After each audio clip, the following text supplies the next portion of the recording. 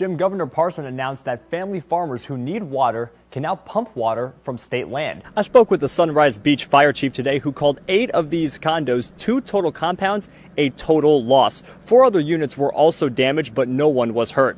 Some people who were here last night actually came back today to try and salvage some of their belongings. The cause of the fire is still under investigation. Today, Fire Chief Dennis Riley told me that because the complex sits on top of a cliff, that made fighting the fire a greater challenge. Emily, the Department of Homeland Security already issued an extension for Missouri to become compliant with the Real ID law until this October. This new extension is until January 22nd, meaning Missourians will be able to continue using their current driver licenses for domestic air travel and entering federal spaces such as military bases. Yes, Emily, I'm live at City Hall in Jefferson City, where a press conference featuring Darnell Gray's mother just wrapped up. Gray's mother pleading with the community, asking anyone with information about her son to come forward. Gray's whereabouts have not changed, and his mother did not take questions after the press conference. I'll have more coming up on KOMU 8 News at 6. For now, we're live in Jefferson City. Ethan Illers, KOMU 8 News. Well, the volleyball court behind me is dry right now as we speak, but that wasn't the case this weekend. Early Saturday morning, a water main broke, and although crews have cleared up all the water from inside the Hearn Center, the university is still adding up all the... Today, Galloway said cities and counties passed up nearly $700,000 in court fees that could have gone toward domestic violence shelters last year.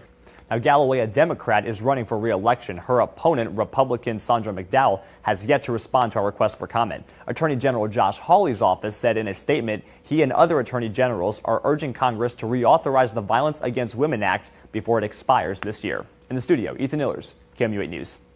Today, Emily, the posters define terms related to sexual orientation and gender identity. The Gentry principal says the school's diversity committee put up the display to highlight LGBTQ History Month. However, the display ended up causing more controversy than harmony.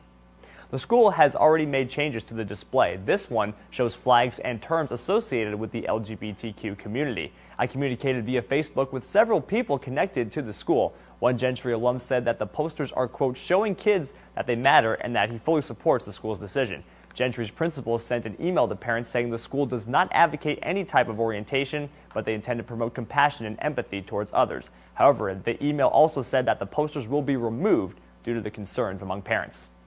The original display had also specific definitions of terms like lesbian, transgender, and pansexual, along with photos of celebrities on each poster detailing which term they identify with. No one from Gentry was able to talk to me about this today, and calls to the CPS spokesperson went unreturned.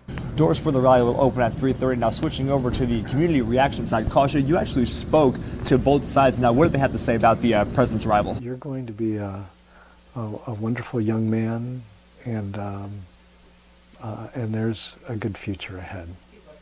That is the message Principal Scott Williams has for Bryce Hill, the Christian Fellowship High School senior that was killed in a car crash Saturday morning. Hill was a member of the soccer team and was a talented welder, but didn't let his size mistake him for who he was. He was kind of middle linebacker size, and enjoyed working out, and so he kind of had this tough guy persona when you just saw him, but he had a tender heart, and people knew that. Hill had numerous school ties, as his mother is the 4th grade teacher at CFS, and his sister is also an 8th grader.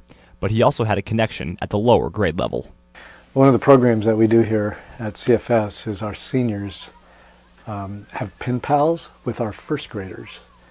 And so he had a connection with a 1st grader as they exchange correspondence, but also they meet on occasion and talk about what they're reading and just, you know, just love each other.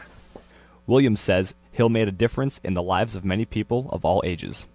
Bryce, you have great value, and the things that God has put inside of you are going to make a difference, not just for your life, but they're going to make a difference for someone else.